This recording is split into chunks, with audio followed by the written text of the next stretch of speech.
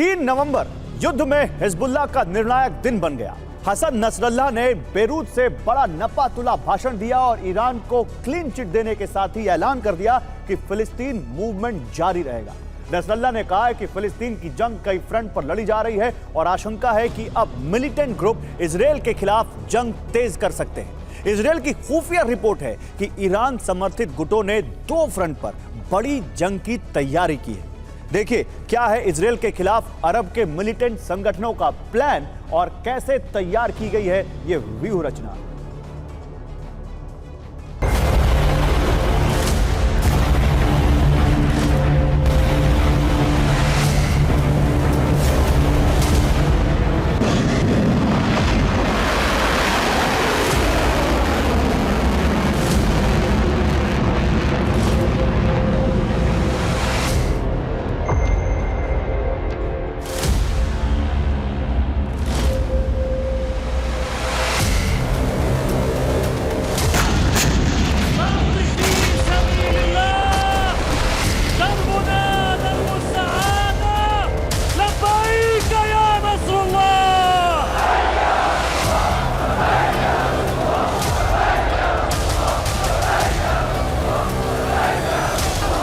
ये लेबनान की राजधानी बैरूत में हिजबुल्लाह का पोस्टर है। पोस्टर पर सैयद हसन नसरल्लाह की बड़ी तस्वीर है।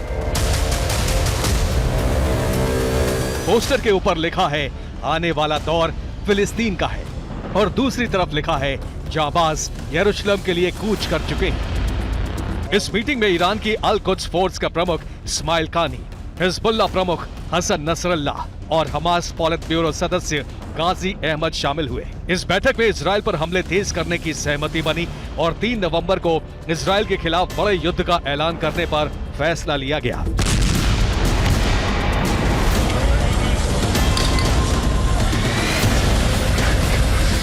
इधर बैरूत में मीटिंग खत्म हुई, उधर इजरायल पर रॉकेट हमलों की शुरुआत हो गई।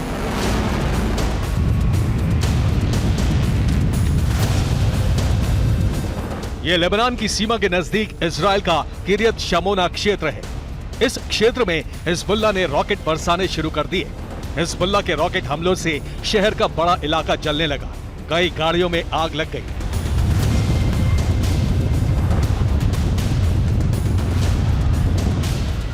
किरियत शमोना में लेबनान सीमा से लगातार रॉकेट गिरते रहे।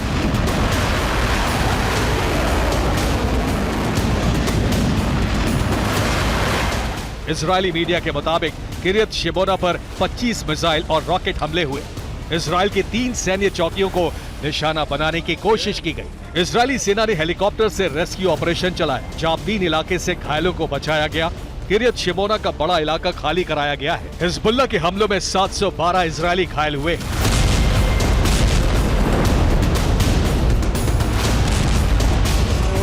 दो नवंबर की शाम से ही हिजबुल्लाह ने इजरायल पर हमले तेज कर दिए।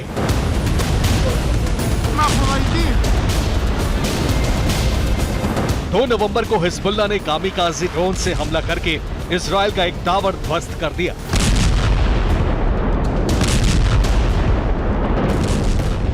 लब्बैक या नसरुल्लाह।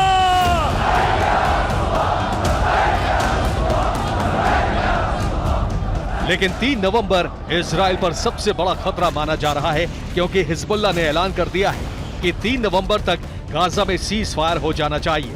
अगर 3 नवंबर खत्म होने तक सीज फायर नहीं हुआ तो इजरायल पर विनाशक हमले होंगे। अमेरिका को हिजबुल्लाह ने संदेश भेज दिया है। नसरल्लाह ने कहा है कि सीज फायर नहीं हुआ तो इजरायल से सीधी जंग शुरू हो जाएगी।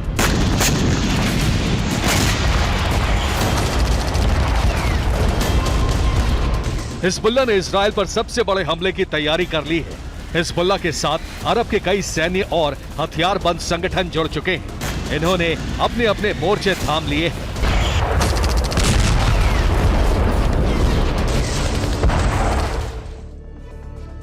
तो इजरायल के खिलाफ हथियारबंद संगठनों ने 2 फ्रंट पर बड़ी तैयारी की है। इस वक्त 1 लाख से ज्यादा हिजबुल्लाह लड़ाके दक्षिणी लेबनान में इजरायल की सीमा के नजदीक मौजूद हैं। ये इजरायली सीमा में हमले कर रहे हैं। इनके अलावा बीते हफ्ते सीरिया से ईरानी IRGC की इमाम हुसैन ब्रिगेड दक्षिणी लेबनान पहुंची है। इस ब्रिगेड के साथ सीरियाई सेना की 4th डिवीजन भी सीरिया से लेबनान पहुंच चुकी है।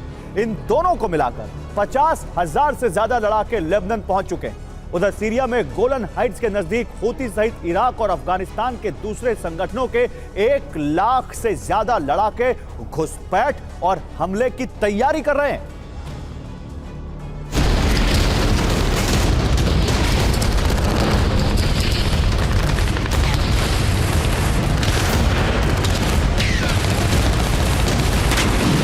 इमाम हुसैन ब्रिगेड और सीरिया आर्मी की 4th डिवीजन के मूवमेंट पर इजरायली सेना की रिपोर्ट है।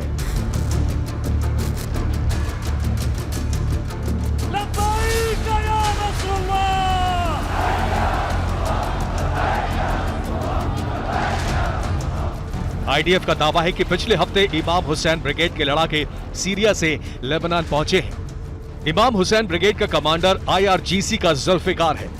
इसके साथ ही सीरिया सेना की 4th डिवीजन भी लेबनान पहुंची है।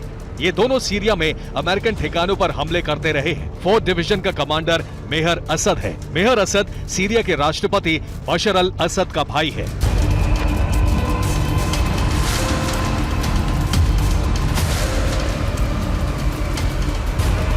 यानी इजराइल पर लेबनान और सीरिया की तरफ से बड़े हमले की तैयारी हो चुकी है।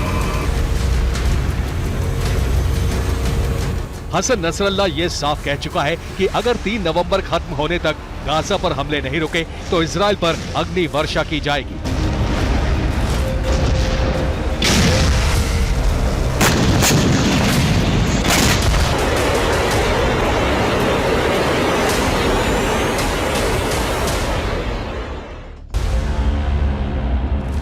हसन नसरल्ला ने जो कहा उसका मतलब गंभीर है, लेकिन इससे भी बड़ा बयान हिजबुल्लाह के एक कमांडर ने दिया है। गुमनाम कमांडर ने कहा है कि जिन्हें ईश्वर का डर नहीं, उन्हें 5वें तत्व से डरना चाहिए।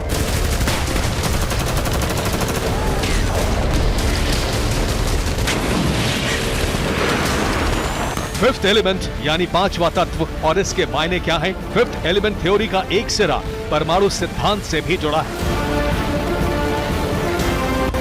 तो क्या हिजबुल्लाह इजराइल पर परमाणु हमला करने की धमकी दे रहा है? क्या हिजबुल्लाह के पास डर्टी बम है?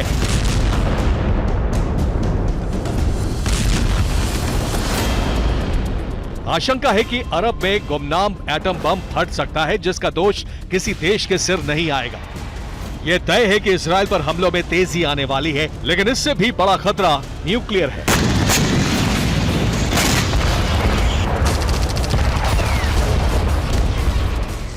माना जा रहा है कि हिजबुल्लाह इस जंग को इजराइल बनाम अदृश्य की जंग बना रहा है। मिलिटेंट्स ग्रुप की ये तमाम गुमनाम ताकतें इजराइल पर जगह जगह से अटैक करेंगी और कई जगहों पर रेडियो एक्टिव वेपन्स का इस्तेमाल भी कर सकती हैं।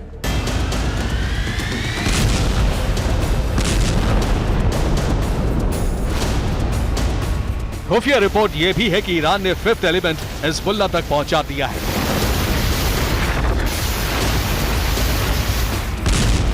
ईरान लंबे समय से परमाणु हथियार विकसित करने की कोशिश कर रहा है। रिपोर्ट है कि ईरान के पास संवर्धित यूरेनियम है। ईरान के पास इतना संवर्धित यूरेनियम है कि उससे बड़ा डर्टी बम बनाया जा सकता है। आशंका है कि ये डर्टी बम हिजबुल्लाह के पास हो सकता है।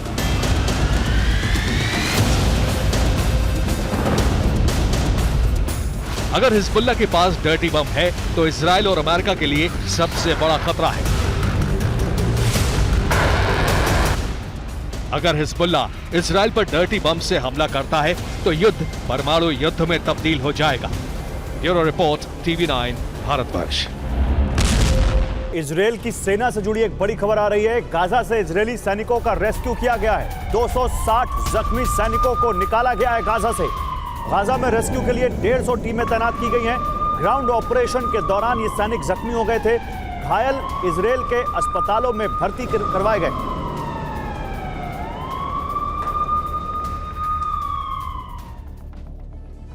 तो पुतिन ने नेतन्याहू और बाइडेन को कठोर दंड देने का फैसला कर लिया है। इस फैसले के साथ ही गाजा युद्ध में पुतिन और किम की एंट्री हो गई है।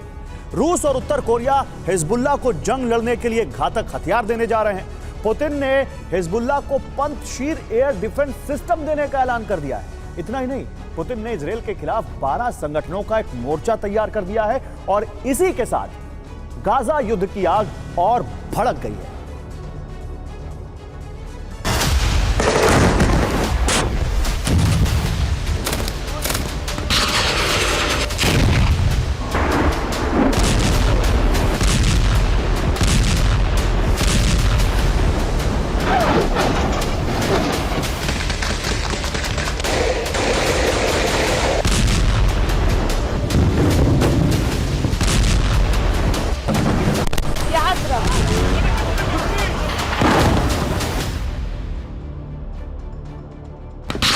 गाजा में युद्ध की आग बहुत ही विकराल होने जा रही है।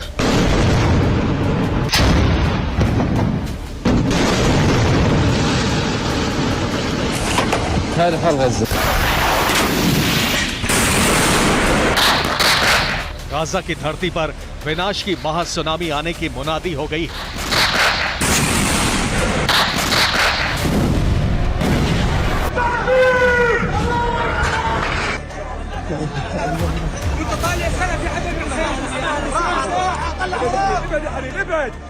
गाजा में अब तक जो कुछ हुआ वो कुछ भी नहीं है। सबसे खतरनाक जंग अब शुरू होने वाली है।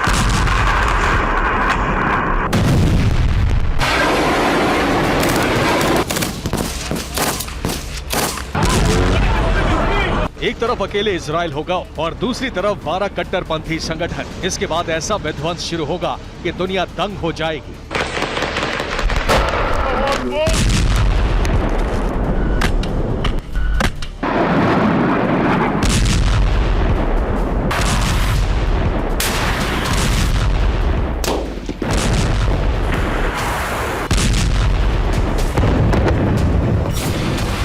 गाजा युद्ध में पुतिन की आधिकारिक एंट्री हो गई है। पुतिन ने इजरायल के खिलाफ 12 संगठनों का मोर्चा खड़ा कर दिया है। पुतिन के साथ गाजा की लड़ाई में किम जोंग उन भी उतर गया है। पुतिन और किम जिस प्लान पर काम कर रहे हैं वो बेहद खतरनाक है।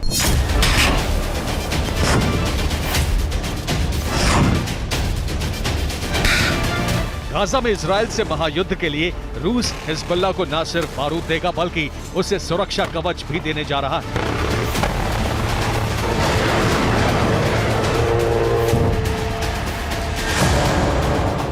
बारूद उगलता हवा में टारगेट को खत्म करता यह रूस का Panjshir air defence missile system है। यह वही पंजशीर एयर डिफेंस सिस्टम है जो क्रेमलिन के सुरक्षा में तैनात है।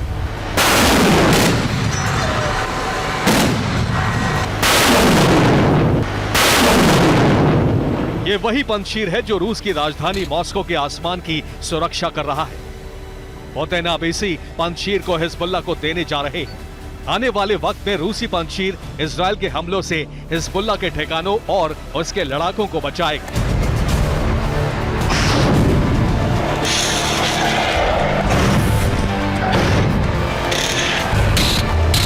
हिजबुल्लाह को जैसे ही रूस का ये कवच मिलेगा, गाजा युद्ध की आग और भी भड़क जाएगी। गाजा युद्ध को लेकर पुतिन के खतरनाक प्लान का खुलासा अमेरिकी इंटेलिजेंस एजेंसियों ने किया है। अमेरिकी खुफिया एजेंसियों को इनपुट मिला है कि रूस हिजबुल्लाह को पंजशीर एयर डिफेंस सिस्टम देने जा रहा है।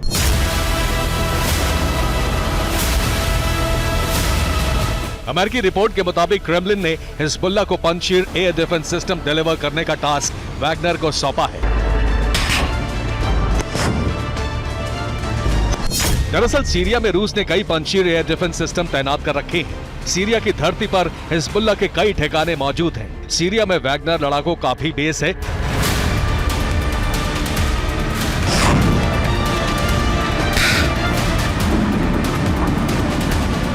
लिहाजा रूस सीरिया से ही हिजबुल्लाह को अपना पंजशीर डिफेंस सिस्टम ट्रांसफर करेगा।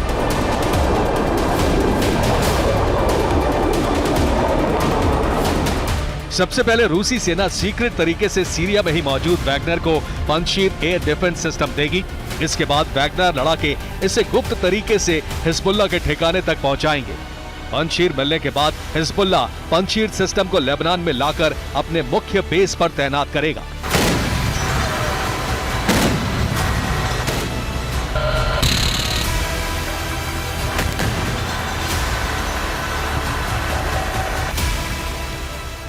अमेरिकी इंटेलिजेंस एजेंसियों ने भी ऐलान किया है कि उन्हें इस बात की जानकारी नहीं मिल सकी है कि हिजबुल्लाह को रूसी एयर डिफेंस सिस्टम डिलीवर हो गए हैं या होने वाले हैं।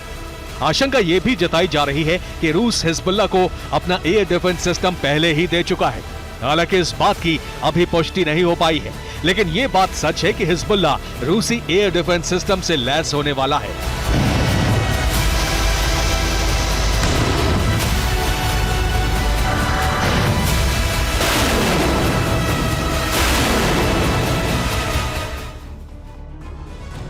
तो पुतिन हिजबुल्लाह को जो पंजशीर एयर डिफेंस सिस्टम देने जा रहे हैं उसकी रेंज 30 किलोमीटर यानी ये जमीन से ही आसमान में 30 किलोमीटर ऊपर मौजूद लक्ष्य को भेदने में माहिर है।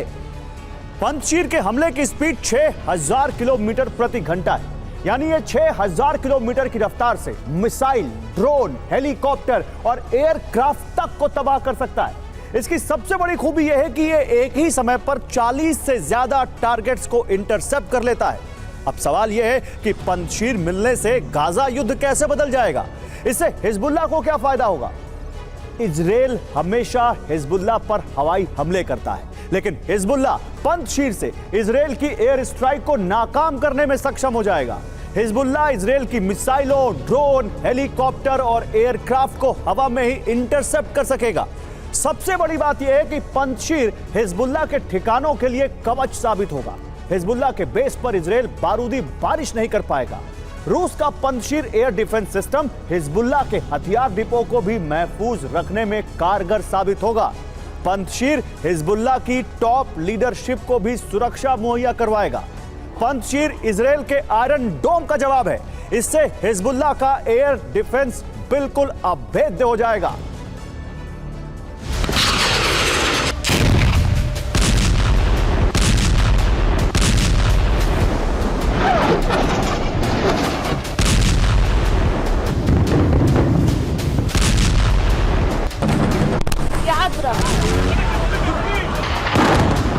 अमेरिकी रिपोर्ट तो यह भी ऐलान कर रही है कि हिजबुल्लाह को वैगनर के घातक हथियार भी मिल सकते हैं। इतना ही नहीं, वैगनर लड़ाके हिजबुल्लाह के लड़ाकों के साथ मिलकर इजराइल के खिलाफ दूसरा फ्रंट खोलने की तैयारी कर रहे हैं। गाजा युद्ध में सिर्फ वैगनर और रूसी हथियारों की ही एंट्री नहीं हो रही है, बल्कि उत्तर कोरिया के बारूद भी हमास और हिजबुल्लाह को मिलने वाले हैं। उत्तर कोरिया का तानाशाह किम जोंग घातक हथियार भेजने की तैयारी कर रहा है।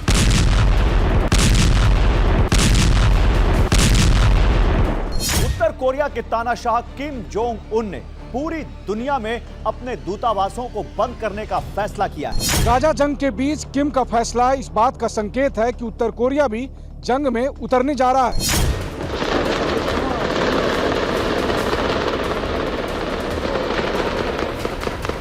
मतलब यह है कि हिजबुल्लाह और हमास को पुतिन, किम और जिनपिंग का आशीर्वाद मिल गया है।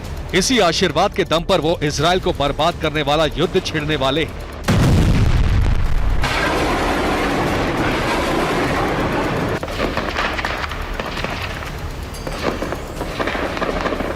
जिस बात की आशंका 7 अक्टूबर के बाद से ही थी, अब वही हो रहा है। पुतिन ने इजराइल के खिलाफ 12 कट्टरपंथी संगठनों का मोर्चा तैयार कर दिया है।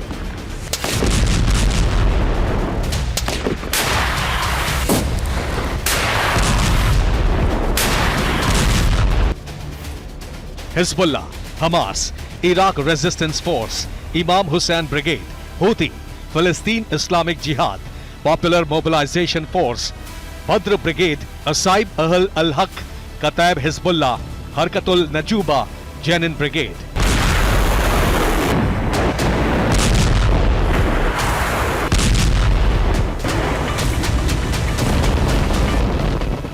ये वही 12 संगठन हैं जिन्हें पुतिन ने एकजुट कर दिया है। इन 12 संगठनों की अगुवाई हिजबुल्लाह कर रहा है। पुतिन के आदेश के बाद 12 संगठन इजराइल के खिलाफ the great war of Arab छेड़ने जा रहे हैं। काउंटडाउन शुरू हो चुका है। किसी भी वक्त महाविध्वंस होने वाला है। Bureau report, TV9 Bharatvarsh. Gaza में इजराइल का ग्राउंड ऑपरेशन, इजरायली थल सेना का ऑपरेशन है ये। IDF का हमास सुरंग पर हमला। गाजा में इजराइल ने अब सुरंगों पर हमला बोलना शुरू कर दिया है। हमास के कई लड़ाकों की मौत हुई है इस हमले में।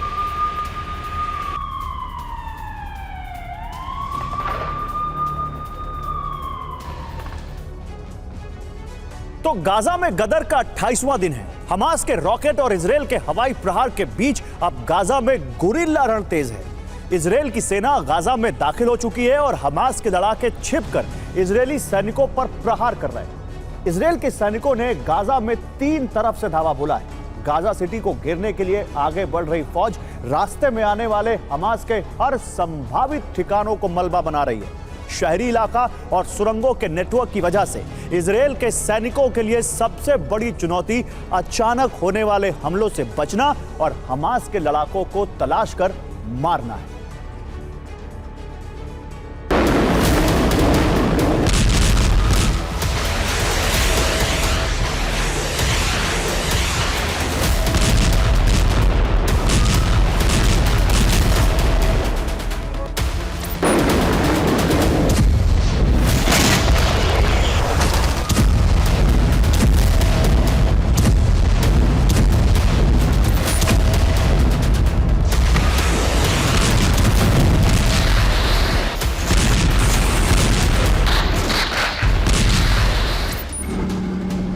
एक तरफ आधुनिक हथियारों से लैस इजरायल के कमांडो, तो दूसरी तरफ जहां तहां छिपे हमास लड़ाके।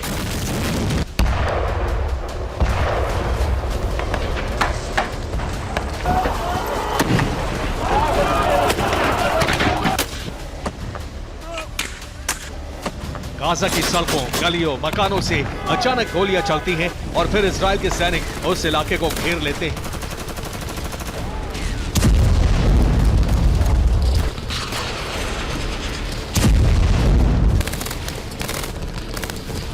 गाजा में एक बेहद खतरनाक गुरिल्ला वॉर की शुरुआत हो चुकी है, जिसमें इजरायली फोर्स और हमास के बीच एक दूसरे पर छिपकर, एक दूसरे से बचकर और कभी कभी एक दूसरे के आमने सामने आकर हमला करने वाली लड़ाई चल रही है।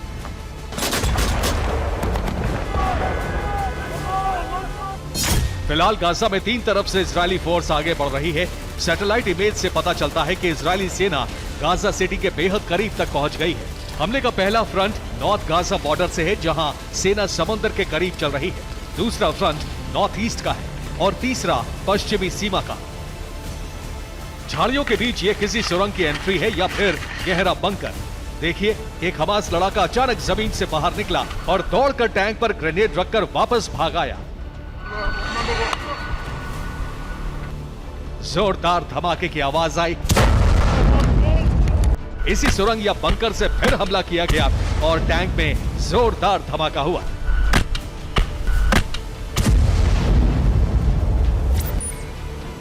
जरा फिर से देखिए, इजरायली फोर्स के लिए यही सबसे बड़ी चुनौती है। हमास के लड़ाके जहां तहां छिपे हैं और अचानक हमला कर रहे हैं। अब नक्शे पर देखिए, हमास और इजरायल की सेना के बीच सबसे भीषण जंग बैट हैनन में चल रही है। नॉर्थ गाजा में अब भी हवाई हमले हो रहे हैं। हमास ने अभी इजरायल पर रॉकेट प्रहार जारी रखा है। तेल अवीव में रॉकेट गिरने से कई धमाके हुए हैं। एयर डिफेंस से कई रॉकेट नष्ट करने के बाद भी इजरायल में जगह जगह आग लग रही है, धमाके हो रहे हैं। गाजा में ग्राउंड ऑपरेशन के साथ ही हवाई हमला लगातार जारी है।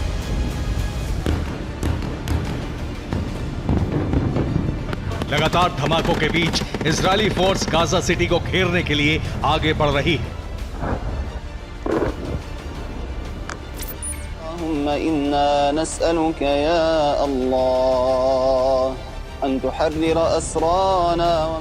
देखिए बम धमाकों के बीच कैसे हमास लड़ाके सुरक्षित सुरंगों में मौजूद हैं और जंग में कामयाबी के लिए प्रार्थना कर रहे हैं।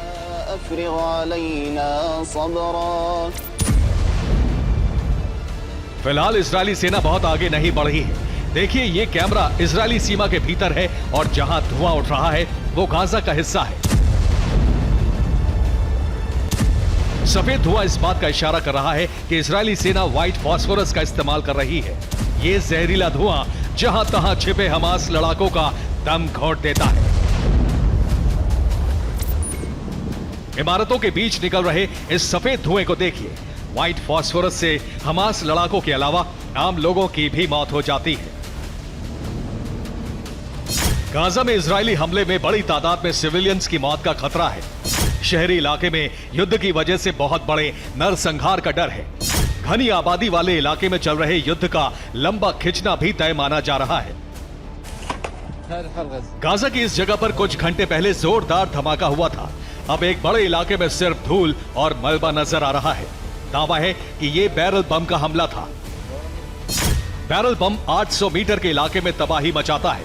ड्रम में कील, छर्रे और खतरनाक विस्फोटक भरे जाते हैं। 300 से 600 किलो के विस्फोटक के साथ बम तैयार होता है। हेलीकॉप्टर से इस बम को गिराया जाता है।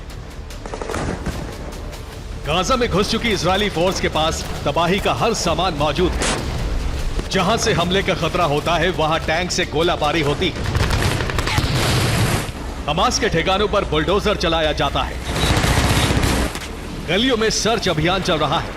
जहां शक होता है वहां दीवारें गिरा दी जाती हैं। इजरायल ने एक बार फिर पर्ची गिराकर आम लोगों से युद्ध वाले इलाके से दूर जाने को कहा है। इस बीच हमास की तरफ से दावा किया गया है कि अब तक इजरायल के 6 टैंक नष्ट कर दिए गए हैं। सेना की 2 गाड़ियां और 1 बुलडोजर को नष्ट किया गया है। इजरायल अपने सैनिकों के नुकसान पर झूठ बोल रहा है। मस्जिद से यह आवाज इसलिए गूंज रही है ताकि फिलिस्तीनी एक होकर इजरायली सेना का मुकाबला करें।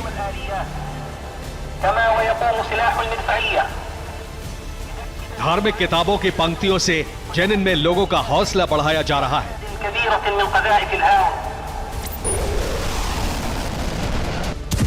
इस बीच युद्ध में अमेरिका की भी एंट्री हुई है। अमेरिका के कई ड्रोन गाजा में चक्कर लगा रहे हैं।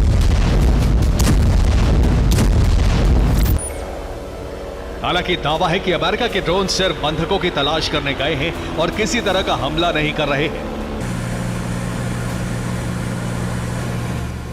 लेकिन अमेरिका के ताकतवर सर्विलांस ड्रोन से इजरायली फौज को काफी फायदा मिलना तय है। वेस्ट बैंक के जेनिन में भी गाजा जैसा ही ऑपरेशन कई दिनों से चल रहा है। लगातार धमाके हो रहे हैं और रिहायशी इलाकों के साथ बाजार में भी भारी बर्बादी हुई है। जेनिन की तस्वीरों को देखकर लगता है कि यह भी गाजा का ही कोई इलाका है। यहां भी हर तरफ मलबा और टूटे हुए मकान नजर आते हैं।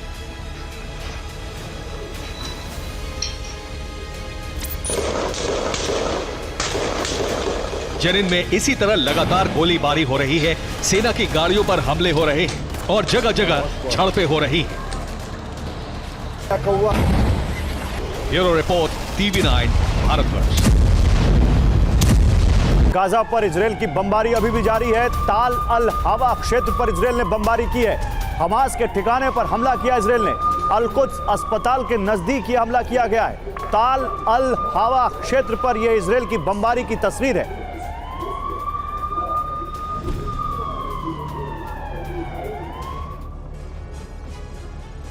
तो गाजा की ज्वाला अरब देशों में बढ़ती जा रही है। गाजा को लेकर इजरायल पर शिकंजा कसने की पूरी तैयारी हो चुकी है। इजरायल को चारों तरफ से घेरने का प्रयास हो रहा है। हमास के समर्थक प्रॉक्सी गुटों ने बारूदी विस्फोट तेज कर दिया है। भूमध्य सागर और लाल सागर के बाद अब डेड सी में भी बारूद पहुंच चुका है। इजरायल और अमेरिका के ठिकानों पर भी हमले तेज हो गए हैं। हमास के साथ हूती और हिजबुल्लाह के भी हमले के नए रूट तैयार कर लिए हैं।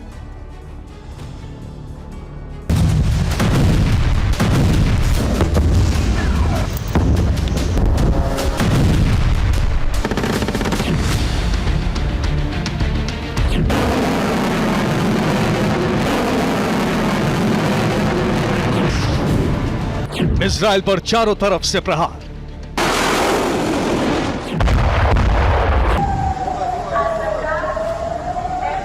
टारगेट पर अमेरिका के सैन्य ठिकाने।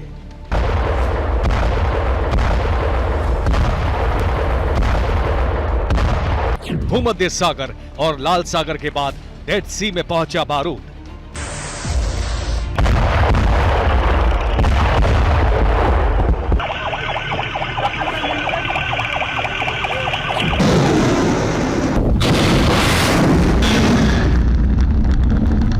हमास के समर्थक गुट अब मृत सागर के तट पर भी इजरायली ठिकानों को निशाना बना रहे हैं। इराकी रेजिस्टेंस फोर्स ने इजरायल के उन ठिकानों पर भी हमले शुरू कर दिए हैं जहां हमास समर्थक गुटों के हमले अभी तक मुश्किल माने जा रहे थे।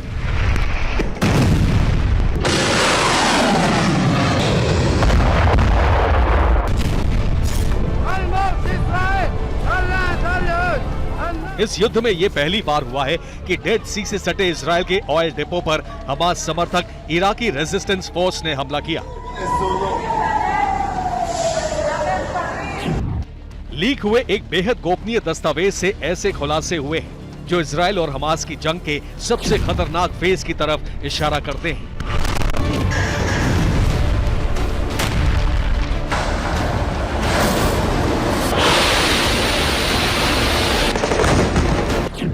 इस खुलासे के मुताबिक इजराइल के खिलाफ जंग का नया फेज शुरू होगा। इराकी सशस्त्र बल इजराइल के साथ बड़े युद्ध की तैयारी कर रहे हैं। इराक ने अपने सशस्त्र बलों को हाई अलर्ट पर रखा है। इराक के साथ ही यमन के सशस्त्र बलों ने पिछले 24 घंटों में इजरायली ठिकानों पर कई ड्रोन अटैक करने के दावे किए।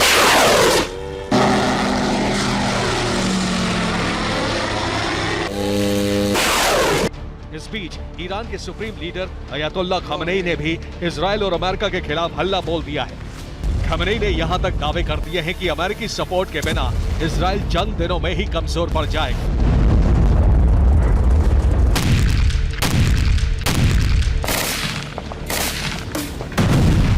अयातुल्लाह खामेनी ने मुस्लिम देशों से अपील की है कि वो अमेरिका, इजराइल और यूरोप से सभी तरह का लेन देन बंद कर दें। अमेरिका और इजराइल के लिए सबसे बड़ी घातक बात यह है कि अगले हफ्ते से ईरान, इराक और अरब के कई देश अमेरिका और इजराइल के खिलाफ जंग की नई ऐलान कर सकते हैं। लेबनानी चरमपंथी गुट हिजबुल्लाह उत्तरी इजराइल में लगातार अनगाइडेड रॉकेट बरसा रहा है।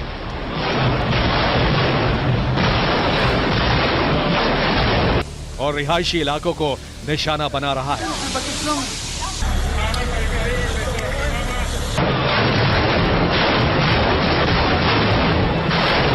इसी बीच इराकी रेजिस्टेंस के प्रमुख शेख कैस अल खजाली ने करबला का दौरा किया।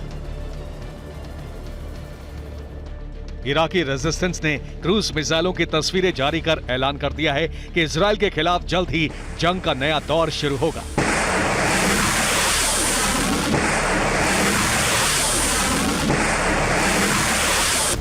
इजराइल के खिलाफ हिजबुल्लाह के साथ साथ यमन के चरमपंथी संगठन हूती ने भी मोर्चा खोल दिया है। हमास, हिजबुल्लाह और हूती के गठजोड़ के बाद इजराइल के खिलाफ बड़ी जंग शुरू हो सकती है।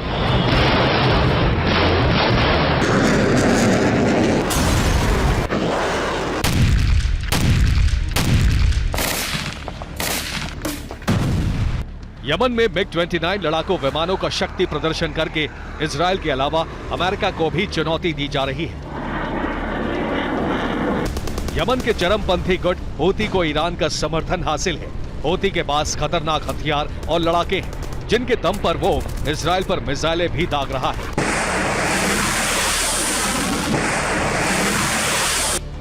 हूती की ऐसी ही एक मिसाइल को इजरायली एयरक्राफ्ट F-35 ने मार गिराने का दावा किया।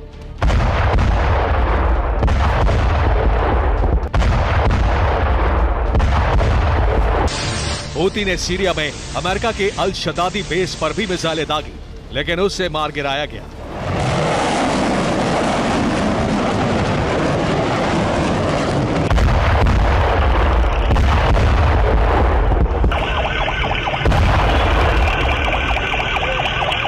जॉर्डन की आर्मी ने भी सीरिया की तरफ से आ रहे ड्रोन को मार गिराने का दावा किया। हमास के समर्थक गुट के जितने हमले दूसरे देशों में हो रहे हैं, उसमें ज्यादातर हमले अमेरिकी ठिकानों पर हुए हैं।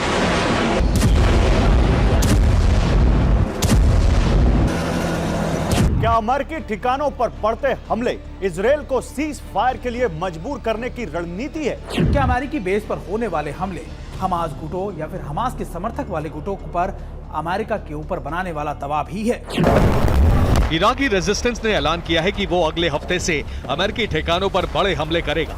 ईरान के समर्थन वाले चरमपंथी गुटों ने इराक में अमेरिका के एरबिल बेस पर एक बड़ा ड्रोन अटैक किया, लेकिन संयोग से वो नाकाम हो गया। युद्ध के जानकारों का मानना है कि अमेरिकी ठिकानों पर बढ़ते हमले अमेरिका को जंग से हटने के लिए दबाव बनाने की रणनीति है।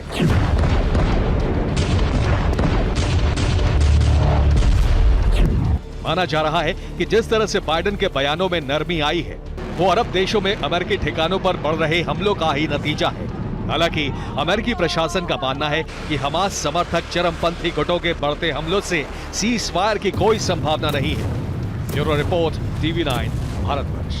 गाजा में इजराइल का ग्राउंड ऑपरेशन इस वक्त भी चल रहा है। आईडीएफ को बड़ी कामयाबी मिली है। हमास के ट्रेनिंग बेस पर इजराइल ने कब्जा कर लिया है। सैनिकों ने वहां पर इजरायली झंडा फहरा दिया। तो हमास का ये ट्रेनिंग बेस है जहां पर इजराइल की सेना ने कब्जा कर अपना झंडा फहरा दिया।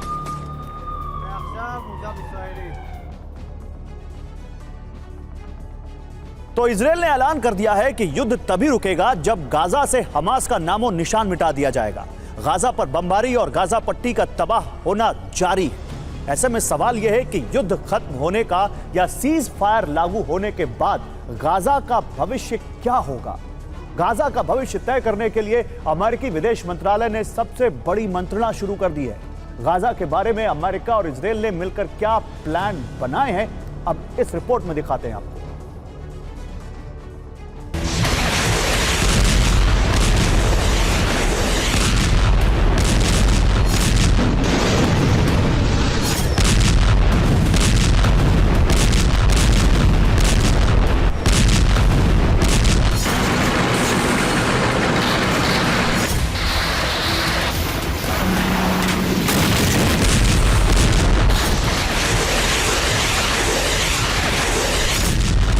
गाजा के हमास ठिकानों पर इजराइल के हमले जारी हैं, लेकिन इस बीच इजराइल पर अंतर्राष्ट्रीय और अरब जगत का बड़ा दबाव है।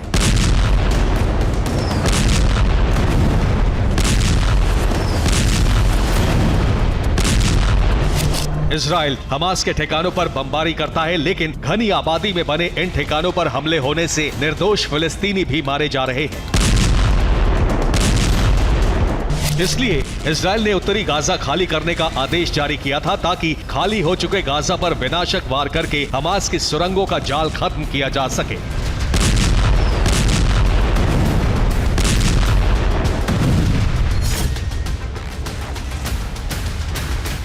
लेकिन ये हो नहीं पाया।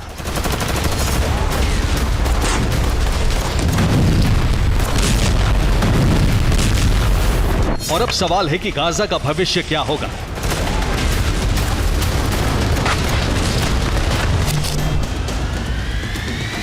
अमेरिका के विदेश मंत्री ने अरब के कई देशों से गाजा के भविष्य पर चर्चा शुरू कर दी है। अमेरिकी विदेश मंत्रालय ने अरब देशों से गाजा पर चर्चा शुरू कर दी है। विदेश मंत्री एंटनी ब्लिंकन अरब देशों के विदेश मंत्रियों से मंत्रणा कर रहे हैं। चर्चा हो रही है कि गाजा में इजराइल का ऑपरेशन जल्द खत्म कराया जाए। इजराइल का ऑपरेशन खत्म होने के बाद गाजा में शासन किसका होगा। गाजा में सरकार बनाने के लिए कई तरह के प्लान तैयार किए गए हैं। अमेरिका और इजराइल मिलकर क्या क्या प्लान बना चुके हैं और क्या क्या खारिज हो चुके हैं, ये जानिए। इजरायली डिफेंस फोर्सेस ने गाजा पर कब्जे का प्लान बनाया, लेकिन बाइडेन प्रशासन ने इसे खारिज कर दिया। प्लान ये भी सामने आया कि गाजा के फिलिस्तीनियों को मिस्र के सिनाई में बसा दिया जाए, लेकिन इजराइल ने इसे गलत बताया। इजरायली रक्षा मंत्रालय ने कहा कि हमास का शासन खत्म करना मकसद है, गाजा पर कब्जा नहीं किया जाएगा। इजराइल ने फिलिस्तीनी अथॉरिटी की सरकार गाजा में बनाने का प्लान बनाया, लेकिन फिलिस्तीन अथॉरिटी के पास गाजा को नियंत्रित करने की ताकत नहीं है। ये सभी प्लान नाकाम हो चुके हैं, लेकिन अमेरिकी विदेश मंत्रालय की कोशिश है कि अरब देशों को इस प्लान में शामिल किया जाए। अमेरिकी विदेश मंत्रालय गाजा का भविष्य तय करने के प्लान में अरब देशों को शामिल करना चाहता है, इसीलिए ब्लिंकन इजराइल पहुंचे हैं। ब्लिंकन जॉर्डन भी जाएंगे। उनकी कोशिश है कि उनके प्लान में कतर, तुर्की, जॉर्डन और इजिप्ट को भी शामिल किया जाए। अब अमेरिका की कोशिश है कि गाजा में एक ऐसी सरकार बनाई जाए जिसका शासन गाजा के लोग स्वीकार कर सके। प्लान अमेरिका और इजराइल ने तैयार किया है। पहले गाजा से हमास का शासन खत्म किया जाएगा, इसके बाद गाजा पट्टी में अंतरिम सरकार स्थापित की जाएगी। इस सरकार को यूएन का समर्थन प्राप्त होगा। साथ ही अरब देशों के सुल्तान और शासकों को गाजा सरकार में शामिल किया जाएगा। सरकार में कतर, जॉर्डन, मिस्र को शामिल करने का प्लान है। ये प्लान कामयाब होगा या नहीं, ये दावा नहीं किया जा सकता। ये तय है कि इजराइल के हमले हमास के खात्मे तक नहीं रुकने वाले।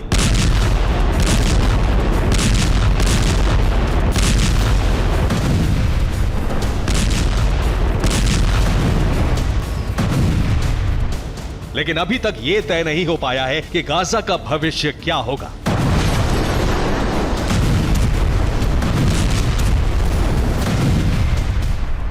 Bureau report, TV9 Bharatvarsh. IDF फिलिस्तीन समर्थकों में झड़प हुई है। यरूशलेम के वादी अल जोज में यह झड़प हुई है। अल अक्सा कूच कर रहे थे प्रदर्शनकारी। आईडीएफ ने उनको रोकने के लिए आंसू गैस के गोले दागे। ये वेस्ट बैंक की हम आपको तस्वीरें दिखा रहे हैं, असल में यरूशलेम की तस्वीरें हैं। यरूशलेम में अल अक्सा कूच कर रहे थे फिलिस्तीन के लोग और सेना ने उनको रोकने के लिए इस तरह से आंसू गैस के गोले दागे। तो इस वक्त हमास के टारगेट पर अमेरिका भी है। अमेरिका में भी हमास की एंट्री हो गई है। रिपोर्ट्स के मुताबिक हमास के दर्जनों लड़ाके मेक्सिको के रास्ते अमेरिका में घुस चुके हैं। हमास अमेरिका के अंदर बहुत बड़ी साजिश को अंजाम देने की फिराक में है। सवाल यह है कि आखिर अमेरिका के अंदर हमास का विध्वंसक प्लान क्या है? क्या हमास अमेरिका के एटमी बेस पर धमाका करने वाला है?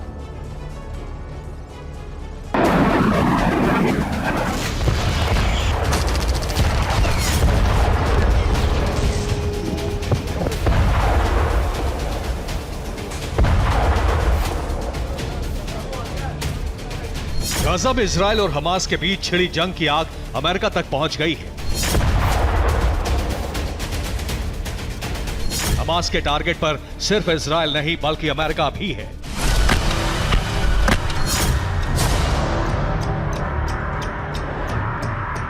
हमास अमेरिका के न्यूक्लियर बेस को तबाह करने की कोशिश कर रहा है।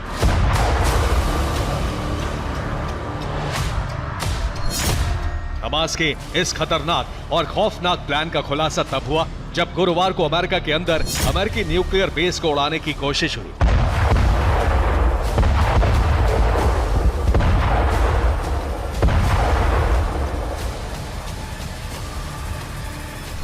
ये अमेरिका का ओकनी न्यूक्लियर स्टेशन है। ये पावर प्लांट साउथ कैरोलिना में स्थित है। गुरुवार को ओकनी न्यूक्लियर स्टेशन में धमाका करने की कोशिश की गई। एक शख्स ने भारी भरकम ट्रक लेकर अंदर घुसने की कोशिश की, हालांकि वो ऐसा करने में कामयाब नहीं हो सका और इस तरह न्यूक्लियर स्टेशन में धमाके की साजिश नाकाम हो गई।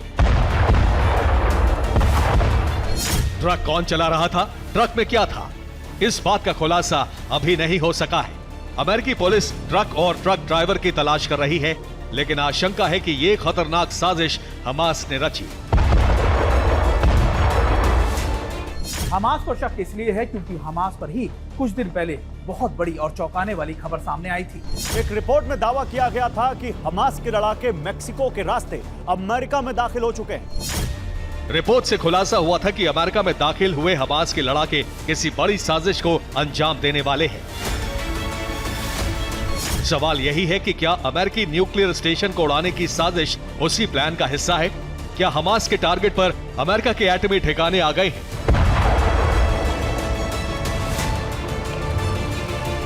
क्या हमास के लड़ाके अमेरिका के अंदर बड़ी तबाही लाने की फिराक में हैं? ये वो सवाल हैं जिसका जवाब आने वाले वक्त में ही मिल सकता है। Bureau report, TV9 Bharatvarsh. तो हमास की सुरंगों के बारे में इजराइल के पास बेहद कम जानकारी है। गाजा की सुरंगों में सैनिकों को उतारना इजराइल के लिए अपने सेना को चक्रव्यूह में भेजने जैसा साबित हो सकता है।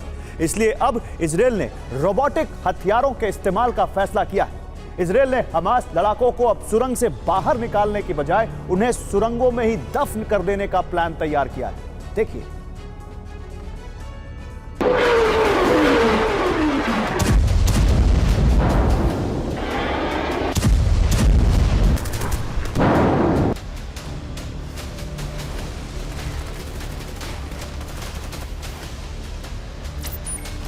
गाजा की सुरंगें इजरायली सैनिकों के लिए किसी पहेली से कम नहीं।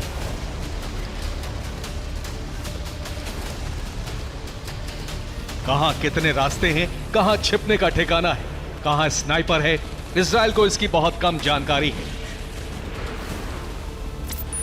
ड्रोन युद्ध के इस जमाने में एक ऐसा हथियार भी है जो प्रहार इंसानों से भी तेज रफ्तार से करता है, लेकिन गोली या बम से उसे रोक पाना बेहद मुश्किल है। और वो है ऐसे रोबोटिक हथियार। हमास की सुरंगों में इजराइल पहले अपने स्निफर डॉग्स को उतारने की तैयारी कर रहा था।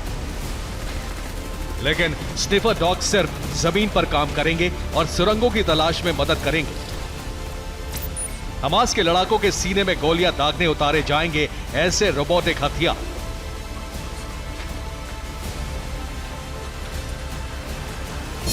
इजराइल सुरंगों की एंट्री को बंद कर देगा। सुरंग में ही लड़ाकों को कैद करने का प्लान है। रोबोटिक हथियारों को सुरंग में भेजा जाएगा। रोबोट कैमरे और विस्फोटकों से लैस रहेंगे। इजराइल ने हवाई हमलों से 100 सुरंगों को नष्ट करने का दावा किया है। गाजा में घुसी इजराइल की सेना इस वक्त अपने साथ डॉग स्क्वाड और बुलडोजर लेकर गई है, लेकिन जमीन के नीचे ऑपरेशन चलाने के लिए विशेष रोबोटिक हथियारों की खेप तैयार है। इजराइल सुरंगों के नेटवर्क को खत्म करने वाला है। सुरंग में कितने लड़ाके हैं ये जानने के लिए पहले कैमरे वाले रोबोट भेजे जाएंगे। कैमरे से तस्वीरें देखने के बाद रोबोटिक हथियारों से ब्लास्ट कराया जाएगा। हमास की सुरंगें आपस में एक दूसरे से जुड़ी हुई है, इसलिए इजराइल ऑपरेशन क्लीन माइंड्स की शुरुआत करने जा रहा है। इजराइल इसमें सैनिकों से ज्यादा अपने इंजीनियर्स की मदद लेने जा रहा है। खदानों में काम करने वाले इंजीनियर सेना की मदद करने के लिए बुलाए गए हैं। गहरी खदानों में काम करने वाले इंजीनियर रणनीति बना रहे हैं। खदान में जाने वाली हल्की मशीनों के इस्तेमाल पर चर्चा हो रही है। खदान को भरने वाली मशीनें भी इस्तेमाल की जा सकती हैं। इजराइल का मकसद सबसे पहले सुरंगों के नेटवर्क को जगह जगह ब्लॉक करना है। इजराइल के सैनिक सबसे पहले हमास लड़ाकों को एक सीमित इलाके में घेरेंगे। इसके लिए कई जगहों से सुरंगों में धमाके कराए जाएंगे। फिर सीमित इलाकों में स्निफर डॉग्स और रोबोटिक हथियारों से मिशन चलाया जाएगा। Bureau report, TV9 Bharatvarsh.